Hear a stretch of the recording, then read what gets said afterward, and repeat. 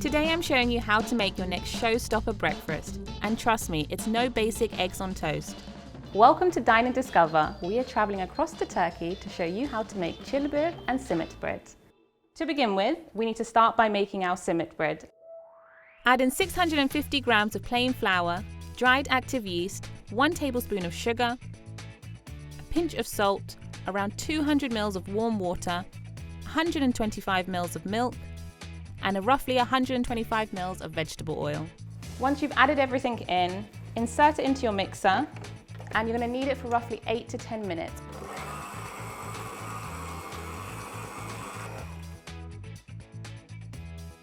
And then what we want to do is transfer it to a clean bowl, but firstly put some oil in there. This will also help with that stickiness.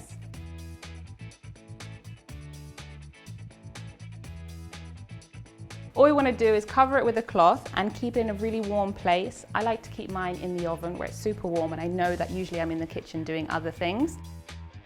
Just before your dough has finished rising, we can actually get prepping with all the other ingredients we're going to need to use to make them. Add in some grape molasses, mix it with water to reduce the sticky consistency. Set that aside, and in a separate bowl, add some sesame seeds along with nigella seeds, and now you can check up on your dough.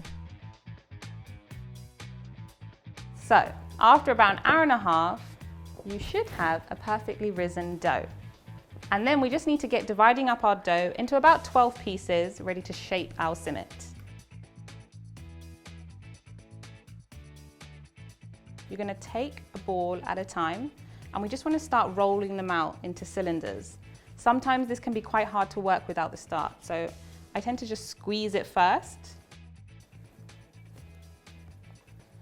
And then what you want to do is grab it and pinch it at the top, and then you slowly just want to start wrapping them around each other, creating that simit shape.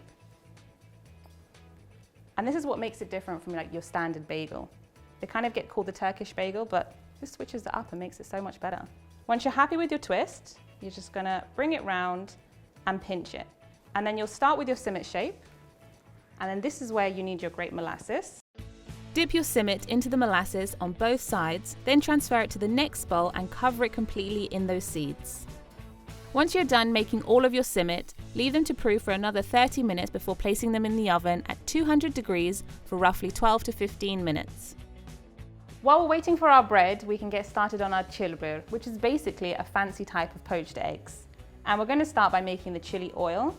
I'm using about 250 grams of salted butter.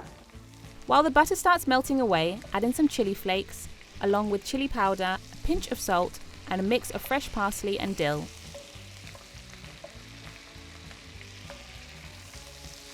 And then once your butter is completely melted, we're just going to turn off the heat.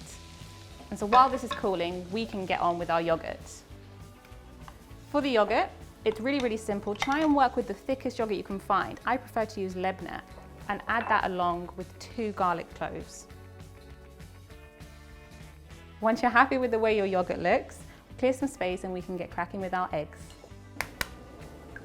The minute that your water starts bubbling, you just want to reduce it so that the bubbles calm down, and then you can literally put your eggs straight in. And we're going to pop them in super quick and as close as possible.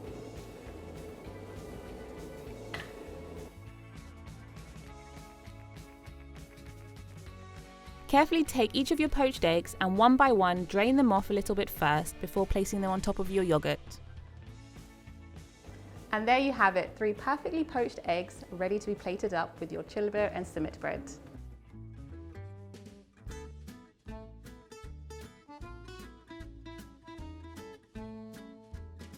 Just lastly, with a little bit of colour. And there you have it, cilbir and simit bread, perfect for the queen.